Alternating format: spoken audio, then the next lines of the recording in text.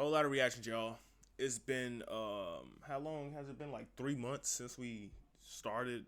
Since the last whole lot of reactions. So nice, right? Nice.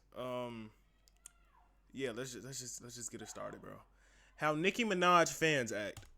So initially I was studying communications, but after the pandemic, that's when Meg the Stallion. Shit, here we go. She's a bullet fat bitch, and she's a bullet fat bitch. Fuck Meg the Stallion. that's what I thought. Fuck her foot and fuck her dead ass mama. Whoa. That is so fucked. That's the average Chicagoan though. So it's not a. It's Fuck them black ass bitches too, and anybody who don't fuck with the queen.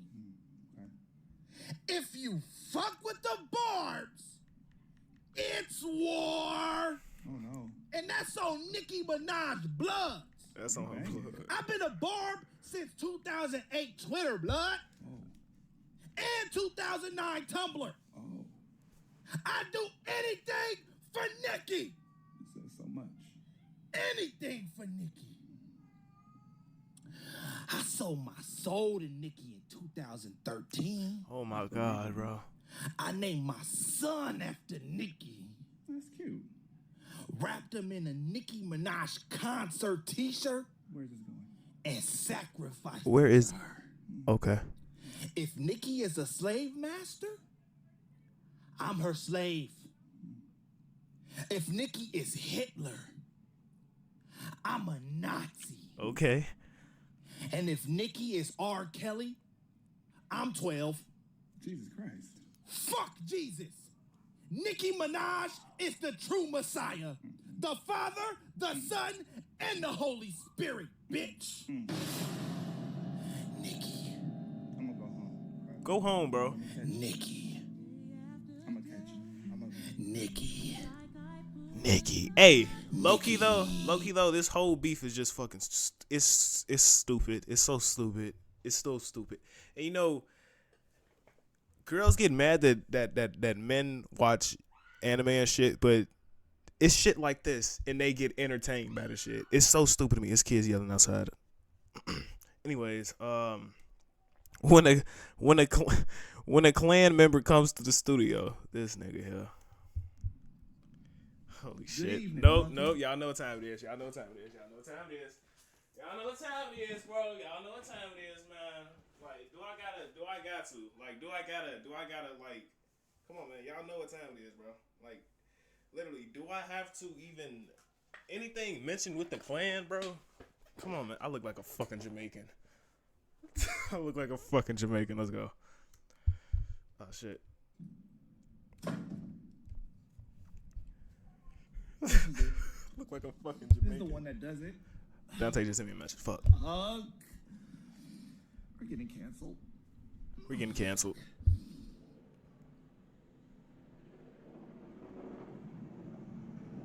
You one of them producing, rapping folk? Yeah. I'm ready, bro. What does North stand for? Dumbass. I'm dumb. Give me something good, black, Come on, and I'll let you walk out of here alive. boy. Something good, boy. Let me turn my light on.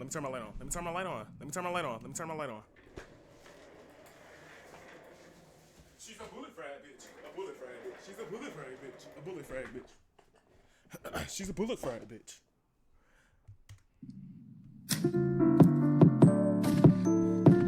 Shit. Damn. It's a good beat, boy. It's a good beat, boy. Look at him. He finna. Come on. No introduction, you know the name. Don't hang with niggas, they hang with gang. Started in sheets, ended in robes. Say what you want, but we got that shit on. Cocaine white, from head to toe. Gucci loafs when we kick down your door. Damn. We come around, bet them heads hit the floor. Shit. They know the squad wherever we go. Black hair buster, like pimple popping. We ain't gon' stop till the body start rotting. It ain't no stopping, the Glocky stay cocking. It ain't no stopping, cause gang fully locked in. You cross us, get lit up. If you black, get hit up. Shout out to skinheads, you not one get rid of. Soon as we pull up, them niggas is shook. You known in your city, we known in textbooks, motherfucker. We know. Damn. Nigga. Nigga. He can say it, bro. He can say the word, bro. Need a new profession, okay? Just like I'm gonna need one after I get canceled. From the top. You're not gonna get canceled, Long Beach. You're not gonna get canceled, bro. If you was gonna get canceled, you would have been canceled. If I'm being honest, if being a deadbeat dad was the norm, is that shit? Hold on, is that shit not normal though? Is that shit not normal? Like it's way normal to find a deadbeat. It's way normal to see a single parent than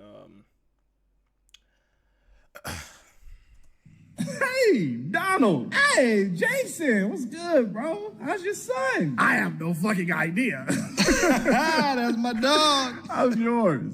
Man, I don't know either. They mom keep trying to contact me, bothering me, harassing me to go see these little motherfuckers. Bitch, that's never gonna fucking happen. The fuck? But that's how it be. Shit. I walked out on Marissa when I found out she was pregnant. Dash, I'm out of there. So I don't know what the motherfucker look like or even what the motherfucking name is. So I don't know. Oh my God, Lucky. Hey, low key. I know people like this, and it's not okay. I know people like this though. It's fucking hilarious, but at the same time, it's so fucked up. I wish I would have walked out on mine, but I need somebody to claim on my taxes. You know, bro, you're such a good deadbeat. Like, You're such a good deadbeat. I can't see how niggas can actually stay in their kids' lives. That's so fucking strange. The fuck wrong with niggas? Me? Never. Like, you like it so much you want to be a part of its growth? You want to take care of it? Oh, fuck, bro. What about the niggas who actually stay with the mom and have families? Oh! This is so fucked up. This shit is so fucked up. Sell my soul and my entire being to child support before I give myself to a bitch. Anti-wedlock ganger, don't bang motherfucker. Fuck them kids. I put that on my daddy's son. I would never, ever, ever take care of a kid. I promise you that. Bro, I promise you. Having kids and neglecting them is the best thing you can do in life.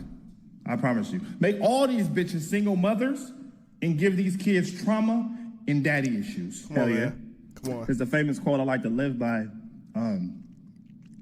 Make promises while you in the pussy. Break them promises when kids come out. Bro, that's some real ass shit. That's some real ass shit. Bro, these girls, bro. Like, you let me nut in you, then you got pregnant, and now you mad at me because I ghosted you and left you to raise a kid on your own. Weirdo ass bitch. Women can get abortions, but it's an issue when a man decides to walk out of his kid's life. Look. This is fucked up, but they do have a point. Let's just keep it 100 around the board, bro. Women are allowed to have abortions, right? But if they decide to keep that baby and the father is not ready to raise a kid, why should the father be forced to raise a kid they don't want? What choice do they have but to walk out of the kid's life? The woman allowed them to nut in them, let's be honest, and they decided not to have an abortion, which means they decided for themselves that they want to raise a kid. But let me shut up. What the fuck? Let me shut up. Make it make sense. Crazy. Oh, fucking God. Get me off this video, bro. I gotta get going. Keep not taking care of your kids, and I'm gonna do the same with this bitch and any future bitches I get pregnant, man. Hey, you be easy, bro. God damn, dude. Holy fuck. People who claim they work all the time, literally people I know. Work? Oh, that's where you just came from right now? Yes, sir. I just got off of work. Straight. So what you got going on tonight? I work, bro. Damn, I work. Okay, well, what you doing tomorrow? Work. Next week? Work. Fucking Jaden, bro. Work. The Rapture? I work a triple. What? When are you off? Off. Yes. When is your day off? What is a day off? What is a day off? Off. What is that? Off. Work? Is that more work? Off. Day off. A day that you don't have to work. I've never heard of that a day in my life. All right. Literally, look, me and my coworker, we literally we be at work, literally talking about like, soon as you sign up for, let's just okay. Everybody had a retail job. Everybody had a restaurant job. Everybody had a 9 to 5 before. Well, not everybody, but you know, people that everybody had a 9 to 5 at work. You can that job will either take your soul if you let it, because if you let it, it will take your soul, bro. It literally will take your soul. Like you'll find yourself working a year, and you be like, damn, time just literally flew past.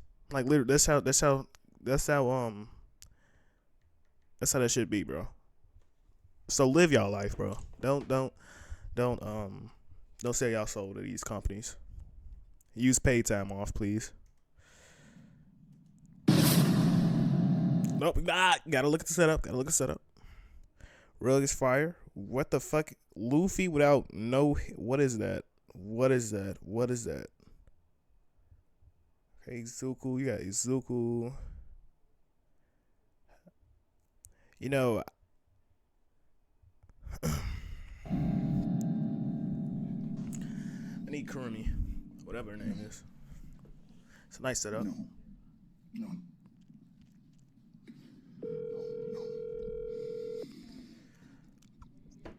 Excuse me. Hello. Where are you?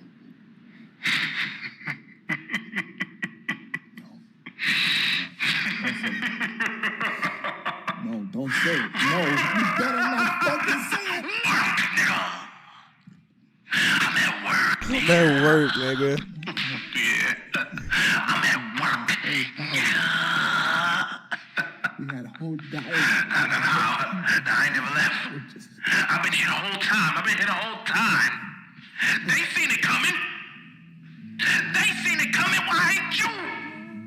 Why didn't you, bro? Why didn't you see it coming? Why ain't you? You seen it coming? M. Night Shyam. I'm not even gonna pronounce that. That's probably a fucking spell or something. When your friend is unhinged. I got a couple of these niggas that's just not right in the head. I can't have no retarded kids. What? That is a way to start off a conversation. Like, that is legitimately the best way to start off a conversation. That remind me of that Family Guy clip. I can't have no retarded kids. What? I'm just saying, bro. And no shade to parents with retarded kids. Oh my God. Okay? If they choose to live with that burden, so be it. Now, my fucking kid burden. Dude. Wow. What the fuck are you even saying? What everybody thinks, nigga.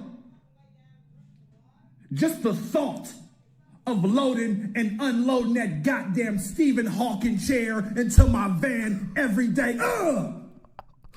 Oh. All I'm saying is zombie children are a lot to bear. Zombie children. Zombie children?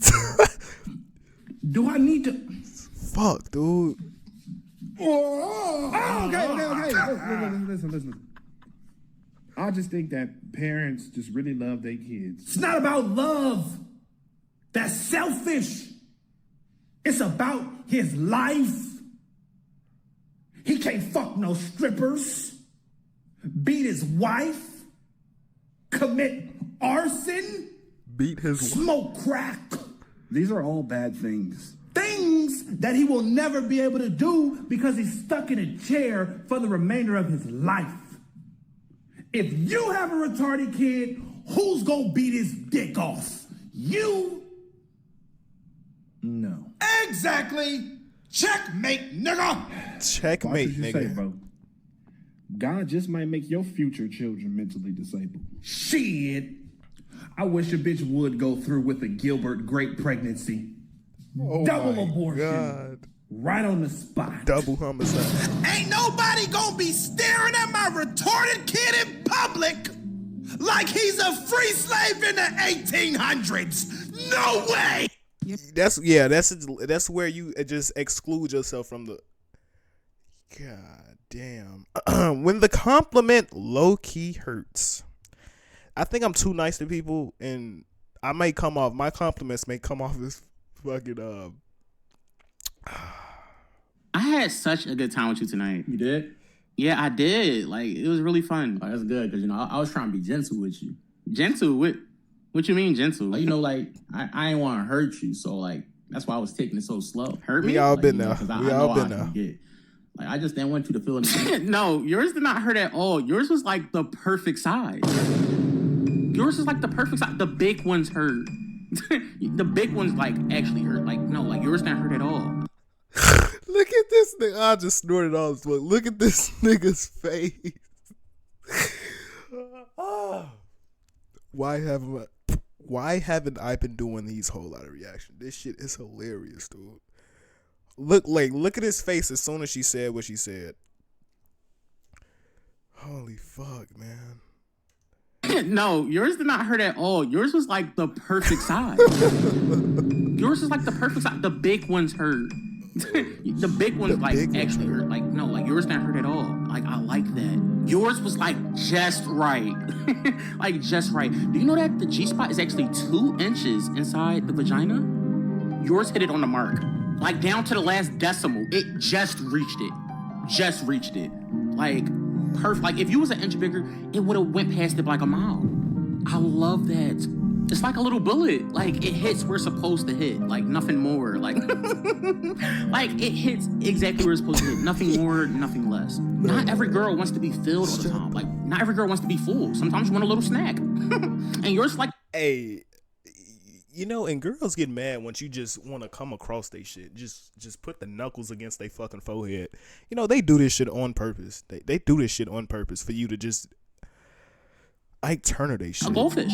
The snack that smiles back. The snack that smiles back. It's literally perfect. No, I didn't hurt at all. I felt zero pain, actually. I think I'm going to head out. Fuck. Where you going? Did I say something? Nothing. You ain't say nothing. I'm going to head out. What? You don't want to talk a little more? I'm going to just go. Where you going? I thought you wanted to hang out. Where you going? Fuck PlayStation. Get this shit. Oh, that game just dropped. Yo, that one bro. friend who don't Yo, understand boundaries. What's going on? Why you call me over? Bro, listen, bro. I got stood up, man. I invited this girl over and she didn't pull up. I was just bored as hell. So I was like, you can come over, we can chill, watch something. No, you really are bored as hell. I am, bro. I am. I'm serious. Why are you hard? Bro. Yeah, bro. I had took a honey pack. I thought she was finna pull up, but obviously she didn't. So you just sitting there, bro. Your first thought was to invite me after that. Yeah, bro. I was thinking we can watch a movie or something. Nigga, I am not sitting next to you watching a movie while you prick. Bro, what? Bro, I can tuck it into my pants leg. Why are you being weird about it? What are you talking about? That's sus as hell that you even thought about me. Do you not see this whole situation? This is sus as hell. Sus? You wanna know what's sus? Driving all the way over to another man's house late at night just to look at his print. Nobody told you to look down there. You did it yourself. God, no, I did not know this was gonna take this turn. Because you being weird. You making me feel uncomfortable. Weird as hell, bro. Nobody told you to look down there. Trey, how do you come up with this shit, dude? A man's fear of posting his girlfriend. Fuck. So, what's up, man? When are you gonna post me? Not with this again. Okay. When are you gonna post me? Baby, look, listen, I'm afraid that when I post you, it's gonna be, Jay from the Six, fucking, Kari Stacks, Justin Rax, fucking Dante, fuck the 5. I'm afraid that they're gonna DM me, slide up on that post and say that, damn, no, she was sucking my dick. Damn, she was fucking, she got that shit, she got that wop.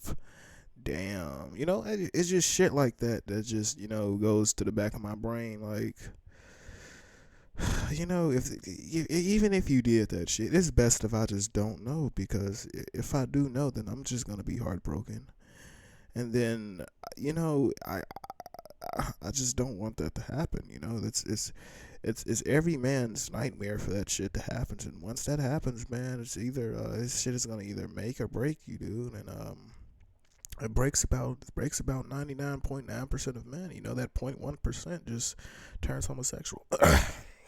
No, like, when are you going to show me off? Like, you never show me off. I show you off every time we go out. You know what I mean. Like, that's all that should matter. When we in person, what does social media matter? Like, what, you don't want the girls to see me? Like, you don't want to show me off? Like, Listen, it's just a bunch of niggas that follow me, right? Now, let's say I post you.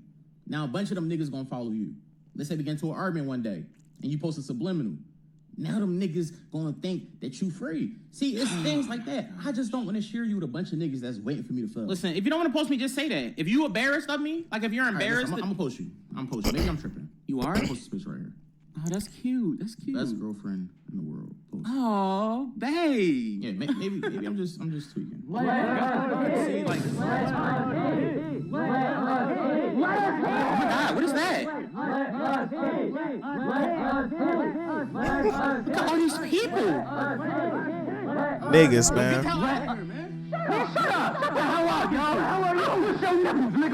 Breaking news. We are currently outside of a house of a man who has recently posted his girlfriend. And public opinion says the girlfriend is pretty fine. And I'm not gonna lie, after this goes off air, I wanna hit too! Nigga! They just Yo, broke. where your girl at, man? That's Tyrone You're right not there. just finna just break in my house and... He giving off Tyrone energy.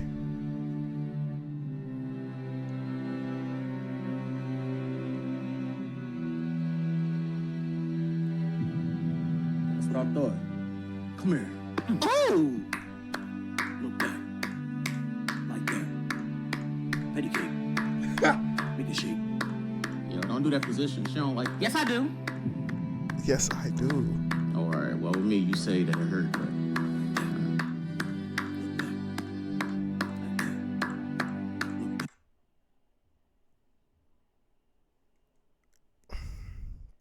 That's even worse than picking up the phone and she getting fucked.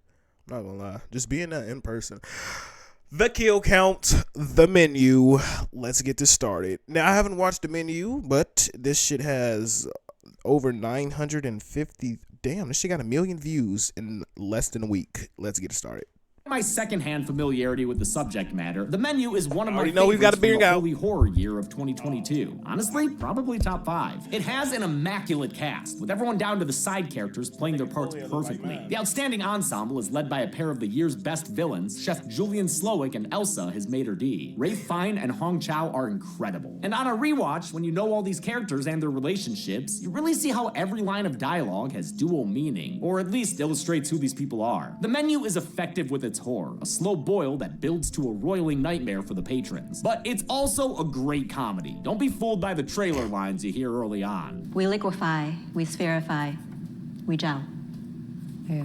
Hopefully this mic don't look like a It dick. ends up being hilariously dark. The humor and suspense are Yes. equal ingredients here. Oh, yes. Part of the menu. How many kills will get served up in this kitchen nightmare? How much I y'all believe think? we have a reservation. I'm gonna go with 2022 movies. You know, it's be about, like, on average about 7 kills in these newer movies. So I'm gonna go with fuck, it was a lot of people in the restaurant. I'm gonna go with 10. To find out. Fuck ads. Who you got, Chucky? That's weird as fuck.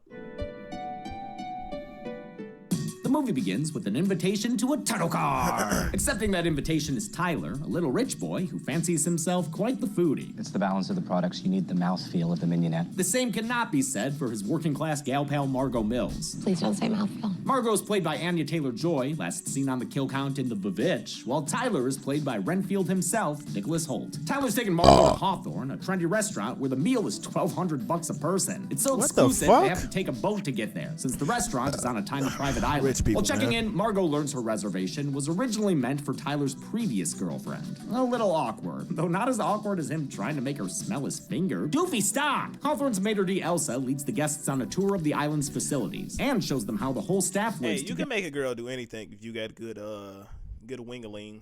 together in a culty bomb shelter. Well, everyone except head chef Julian Slowick, who lives in his own dope-ass off-limits cottage. Pretty impressive, but Margot's more preoccupied with Richard Liebert, another guest she seemed to recognize on the boat. Before we can pull a that plot thread, it's time for dinner and a show, where the show is also, dinner. First up is the deep fry my Pop-Tart. staggy way to say appetizer. Okay. Or more specifically, actually, a somehow deep fried even Pop-Tart douchier doesn't way sound to bad. say hors d'oeuvre. It's, I don't know, what the fuck is that? We have a compressed and pickled cucumber melon, milk snow, and charred lace. Oh, cool. Cool. At least we get a good taste of our supporting characters here, all played pitch perfectly by their performers. Snobby food critic Lillian Bloom and her editor/toady Ted are insufferable, constantly commenting with snide asides. Finance bros Soren, Dave, and Bryce are so-called power tasters who treat the whole thing like a status experience. They're boisterous and arrogant, since they work for Doug Varick, who owns the restaurant and this entire island. You're working money. Yeah, baby. We're pathetic, aren't we? Oh my God, dude. Somebody shoot us. John Leguizamo plays a washed-up actor who's only called movie star in the end credits, though you can catch his name as George Diaz thanks to his assistant Felicity, who's trying to quit working for him. Chef Slowick makes his entrance. No, not that entrance. That's not what I meant, guys. And introduces the first course of the meal with a thunderclap. This dish is an undersea overture of... So, I'm gonna just keep watching it. I just want to say, is this... Let me shut the fuck up. Scallops and seaweed served upon a tasteful rock. It represents the island itself, using its flora, its rocks, and even its seawater. The way Chef describes it, he sounds like an ecological nihilist, saying none of them matter in the face of nature's beauty and harmony. You just serve these niggas a rock. Nanosecond. I will beat that nigga head. If I paid $1,200 for a meal. Enjoy. If I pay $1,200 for a meal and I get a fucking rock, you getting your head getting beat with that bitch. Lesson. He says bread has been around for a dozen millennia and is often associated with the poor, which introduces the catch. Since bread is for the working man, these rich bitches ain't getting nothing but spreads. Margot sees it as a dig at their expense. Basically insulting you. But Tyler ignores her, content to just dig in. Though they're parodic, these courses do feel authentic thanks to the involvement of French chef Dominique Crenn, the first woman to win 3 Michelin stars for a U.S. restaurant. Crenn crafted each of the menu's courses basically in character as Chef Slowick, giving them all an emotional coldness to reflect their fictional creator. She also spent more than a day with Rafe Fine just talking through how a chef would behave in a kitchen. To make the courses look the part, they were shot by filmmaker David Gelb, who made the fantastic Jiro Dreams of Sushi. As second unit director, he filmed the presentation vignettes after production wrapped, sometimes in Adam McKay's office. So the the style Rocket's here is bread? just like in Chef's Table, Gelb's popular Netflix series. Let me The show show was up. even referenced by Tyler, who's a fan. I mean, I've watched every fucking episode of Chef's Table 2 or 3 times. Many of the cast actually used Chef's Table to research the world of fine dining. The insulting sauces don't sit well with the finance bros. Soren tries to pull rank for some bread, unironically saying to Elsa, "You know who we are, right?" She certainly does, as if her contempt of everyone on the guest list wasn't clear from her island tour. She openly admits it to him with a sinister whisper. You will eat less than you desire and more than you deserve. Slowick takes a beat to give some extra love to another guest, whom he reveals as his perpetually drunken mother. He recounts a time from his childhood during a fateful Taco Tuesday when his drunken father began strangling his mom. To stop him, Slowick stabbed his dad in the thigh with a pair of scissors. Poof. Sir, I don't mean be one of those, but I'm paying to eat. Don't trauma dump me, sir. Unring that Taco Bell. This traumatic taco In all honesty, I don't give a fuck about your mama being strangled. She liked that shit. I'm sure he was doing it before you was born. So, that brings me to it.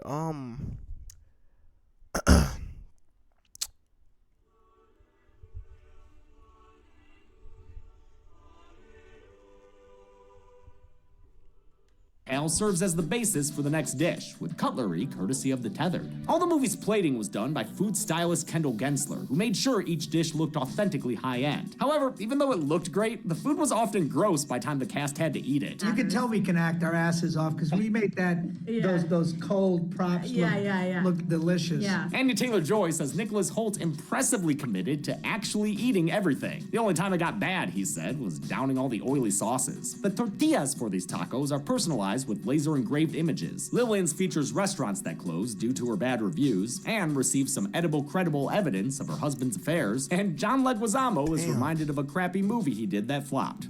Should have been Shit like pancakes. Tyler's tortillas call him out for snapping food pics, which was explicitly against the rules, making this a sort of "you lose good day, sir" moment. The business boys have it even worse. What does this remind me of? What movie does this remind me of? Evidence of fraud committed by their boss and Slowik's angel investor Doug Verrick. This is Saw, but with a twist. They definitely got some inspiration from Saw with this one. But what else does this remind me of? What the hell are these? These are tortillas. Tortillas deliciosas. Yes, with the evenings. Batman, Green Lantern, The Flash, Superman, your friend. His mood beginning to sizzle, Slowik brings out his sous chef Jeremy Ludin. Jeremy's the brains behind the fourth course, The Mess. Slowik describes Jeremy's talents like Homer Simpson talking about an animatronic show. He's very good. I need the mic But that he's not like great. sits in the air. He says Jeremy will never aspire to greatness, partly because his passion has been crushed by the food service industry. After a couple of goodbye kisses, Jeremy quits his job by making a mess of his mind matter in the first kill of the film. This jarring act of violence is the point at which it's finally nakedly clear that things are fucked. Panic ensues 41 amongst the minutes guests, in. although Hawthorne's staff remains strictly professional. And here we have a biodynamic Cabernet Franc. Damn, I from said our 10, it's probably friends not. At Domaine Breton. Oh, glad to see Peter Gross still thriving in the restaurant industry. Peter Piper picked a pack of perfect pretzels. Hold up. No way. Your last name This is guy's Piper? from that Richard and commercial. Ann try to make a hasty I fucking exit, love but they're those Sonic stopped by commercials. Elsa and some beefy busboys. Elsa's done with niceties, What's it, so as Sonic? punishment, one of Dick's digits is promptly lopped off. That doesn't deter the business boys and the movie star from plotting an escape, but their plan goes so poorly that the staff doesn't even bother punishing them. Please let me help you back to your table. Margot is pulled aside for a meeting with Slowik, who's upset about the surprise guest at this deadly dinner party. She hasn't been eating any of the food and has been unimpressed with all the highfalutin hullabaloo. Margot's the only person here who's refreshingly grounded, treating the staff like actual human beings. You knew my name, bitch. Yeah, I noticed you didn't ask his name. Yeah, well, you know. Class commentary is all over the menu, which isn't surprising given the team behind it. Director Mark Mylod and co-writer Will Tracy both worked on Succession alongside producers Adam McKay and Will Ferrell. Tracy was inspired to write the story for the menu after dining at Cornelius Seafood Restaurant, an island restaurant in Norway. He co-wrote the script with Seth Reese, who drew on his satirical experience as head writer of The Onion. Slowik has noticed that Margot's an outsider, so gives her 15 minutes to decide whether she belongs with the guests or with the restaurant staff, the takers or the givers. Not that it ultimately matters. Bitch, I'm siding with the chefs. Oh no, I'm not. Because dude just cute. Dude just off himself. Soldiers underwent a week-long kitchen boot camp to properly act the part. It was run by Dominique Kren, second AD Lauren Candela, and John Banhace, a chef local to Savannah, Georgia. Hawthorne's exteriors were played by various islands around Savannah, while the restaurant's interior was a set. Everything seen out those giant windows was comped in to replace a blue screen. Over a flowery palette cleanser, Chef Slowik explains to the customers why they're there. Each of them represents a part of the restaurant industry he despises. Lillian and Ted's magazine has destroyed the careers of several chefs, while Richard and Ann's wealth allows them to casually eat at Hawthorne without appreciating the food. They can't even remember a single dish after 11 visits. Cod. Cod? Yeah, this is Saw. Cod, you donkey.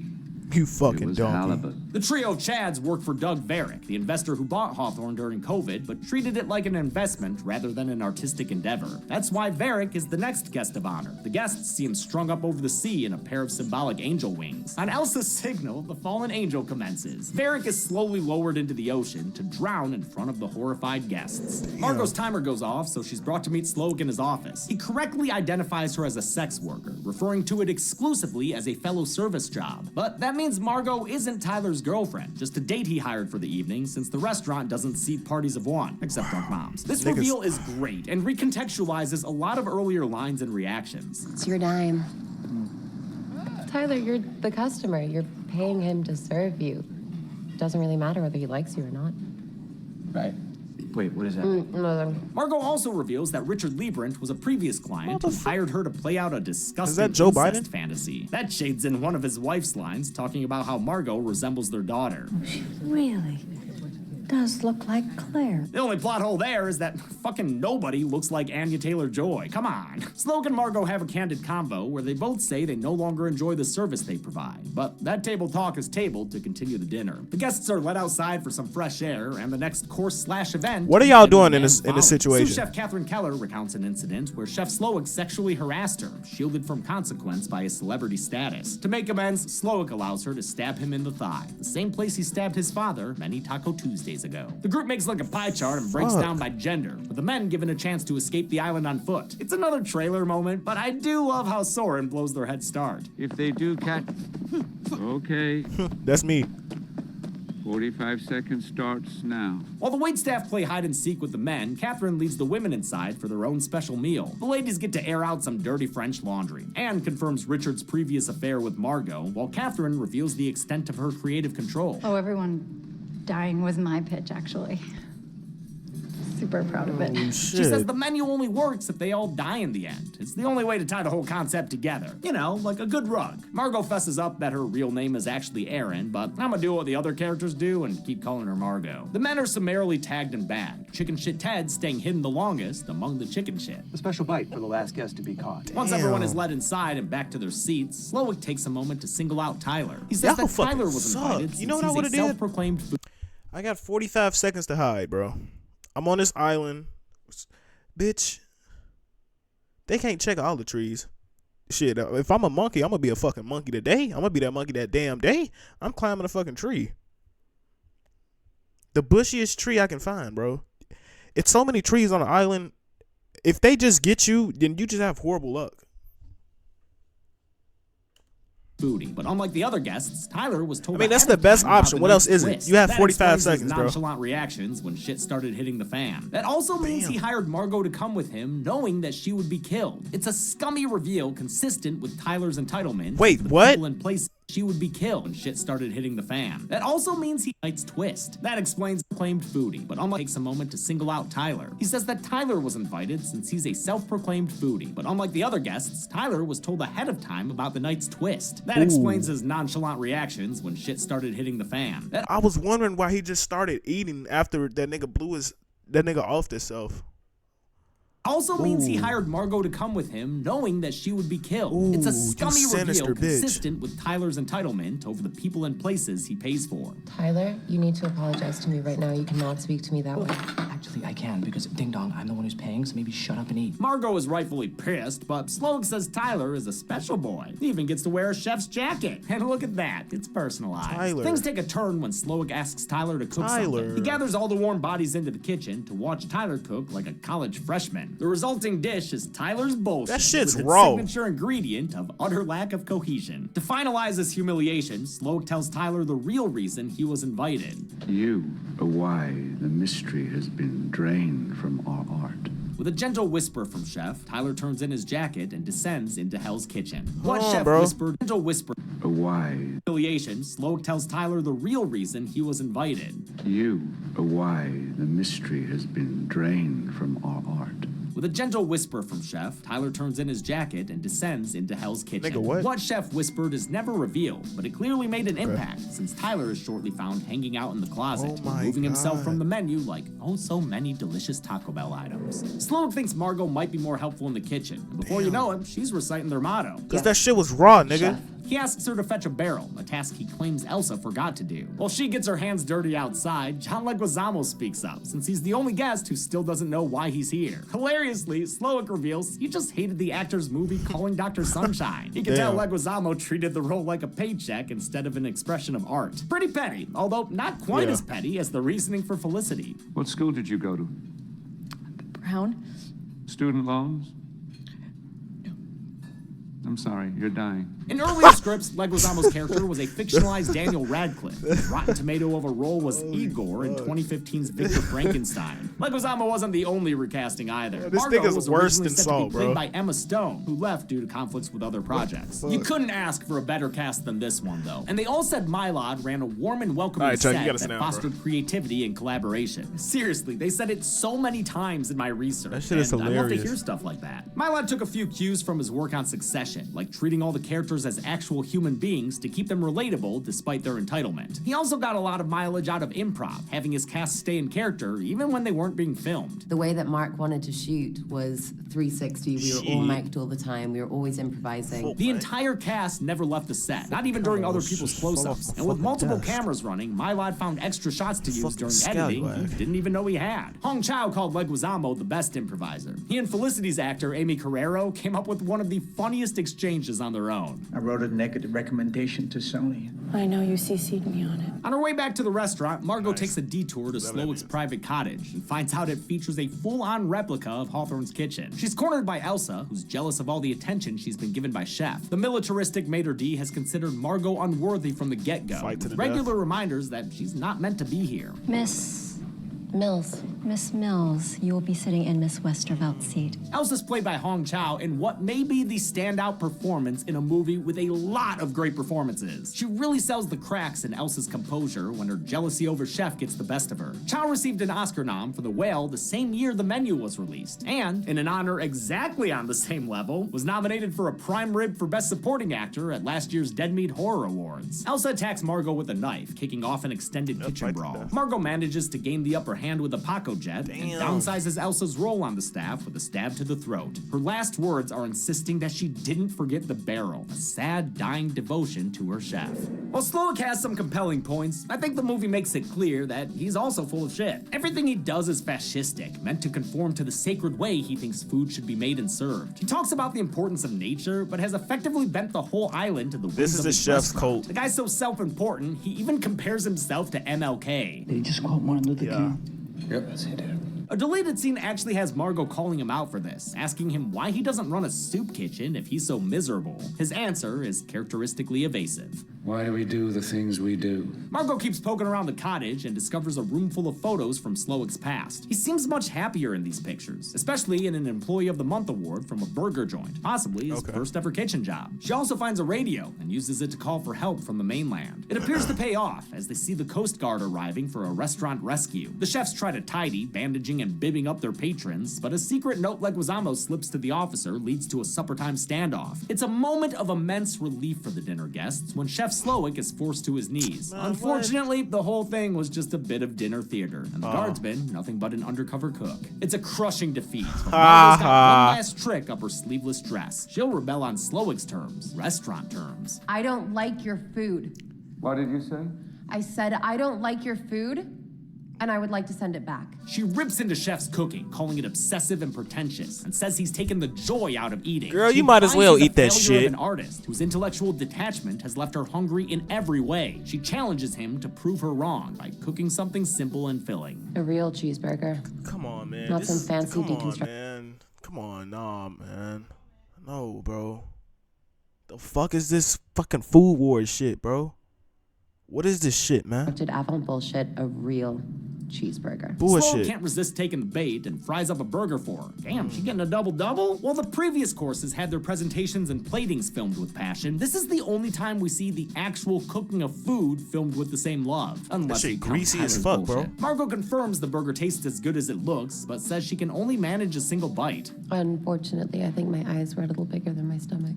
Well, that's just a bold-faced lie. She asks to take the rest to go, a request that might James, as well be be quiet, spitting bro. on the floor in certain fancy restaurants. But in the spirit of the moment, Chef makes her a box. The Queen's Gambit worked, and Margot has found a way to leave this place. All she had to do was give Chef Slowick one final taste of the joy he once felt cooking. While Margot commandeers the fake Coast Guard boat, the rest of the patrons accept their fate. They even pay for the bill, gratuity included, of course, as the restaurant staff prepares for the final course. They begin to plate dessert on the floor and tables themselves, a move inspired by Grant Achatz's deconstructed dessert at the 3 Michelin star Alinea in Chicago. I don't think Alinea had marshmallow cows or cute little chalk chocolate caps, though. This reference was brought to life in large part by production designer Ethan Taubman, who rigorously planned and reverse engineered what it would end up looking like on set. The marshmallow ponchos were made by costume designer Amy Westcott, who also worked on Black Swan. They used thousands of real, actual marshmallows individually glued together. Westcott, who is director Mylod's wife, made them by hand with a team that included their kids. Okay, My children still went to speak to me. all right. Slowik says dessert was inspired by the s'more, a collection of cheap, overprocessed food made delicious via fire. Slowik's whole spiel here was inspired by Ralph Fiennes' honest reaction to learning what a s'more was. I didn't know what the fuck a s'more was. know I what said the to them, fuck a no one s'more outside was." the US knows what a s'more is. So I The hell riffed is a what I thought the s'more? chef might say about a s'more. The writers liked it, so they expanded it into a full monologue. Slowik reminds the patrons that they represent the ruin of his art and life. So and what the fuck? She just told him to make a burger and she got to leave.